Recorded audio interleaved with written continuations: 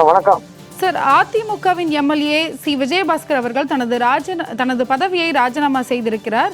இதை நீங்க எப்படி பாக்குறீங்க சார், ஒரு மூத்த பத்திரிகையாளரா? இது எதிர்பார்த்த ஒரு விஷயம் தான் அது. ஆனா இந்த மாதிரியான ஒரு விஷயங்கள் பாத்தீங்கன்னா அது நம்ம இந்தியாவுக்கு மட்டுமே இருக்கக்கூடிய ஒரு அரசியல் நிலைமையாக மிக மோசமான ஒரு அரசியல் நிலைமை தான் சொல்லணும். அப்படிதான் அது இருக்கு. என்ன காரணம் அப்படின்னா, இப்ப நம்மளுடைய அந்த சட்ட திட்டங்கள், குறிப்பா அந்த நாடாளுமன்ற முறைங்கிறது பிரிட்டனை ஒட்டியது. அதே மாதிரி தான் இருக்கு.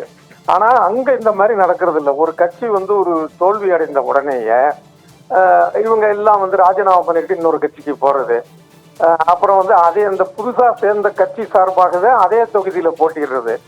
ஏற்கனவே பிஜேபி இது மாதிரிலாம் பண்ணிச்சு. இது ஒரு பக்கம். இது ஒரு அரசியல் ரீதியான பொதுவான தவறு.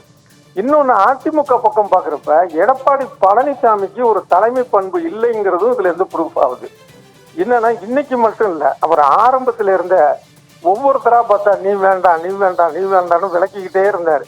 அந்த அதிருப்தியோடைய வெளிப்பாடு தான் இது. இது என்ன செஞ்சிருக்கணும் அப்படின்னா, ஒரு தலைமை குணம்ங்கிறது நான் தான் பெரியாளு, எல்லாரும் நான் சொல்றதை கேட்கணும், இல்லைன்னா நீங்க இருக்க வேணாம்னு சொல்றது தான் தலைமை குணம்ங்கிறது இல்லை. எதிர்கருத்து உள்ளவங்களையும் அனுசரிச்சு அந்த பொதுவான ஒரு கருத்தை எட்டணும். அதுதான் தலைமை பண்பு. அதாவது சொல்லுவாங்க இல்லையா, அதாவது என்னன்னா, ஒருத்தரை ஆட்கொள்ளுதல் அப்படிம்பாங்க. ஆட்கொள்ளுதல்னா அது அடிமைப்படுத்துறது இல்லை. ரெண்டு பேரும் சேர்ந்து ஒரு பொதுவான ஒரு கருத்துக்கு வர்றது, பிறர் தன்னை தலைவராக ஏற்றுக்கொள்ள செய்வது, வென்றெடுப்பதுன்னு சொல்லுவாங்கல்ல, அந்த மாதிரி. அந்த குணம் எடப்பாடி பழனிசாமிக்கு இல்லை. அதோடைய வெளிப்பாடு தான் இந்த அளவுக்கு அதிகமான பேர் விலகிறது.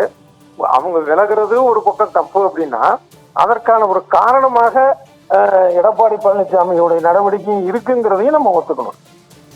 சார், இணைப்பில் உங்களுடைய கருத்துக்களை பதிவு செய்தமைக்கு நன்றி திரு சோமு சார்.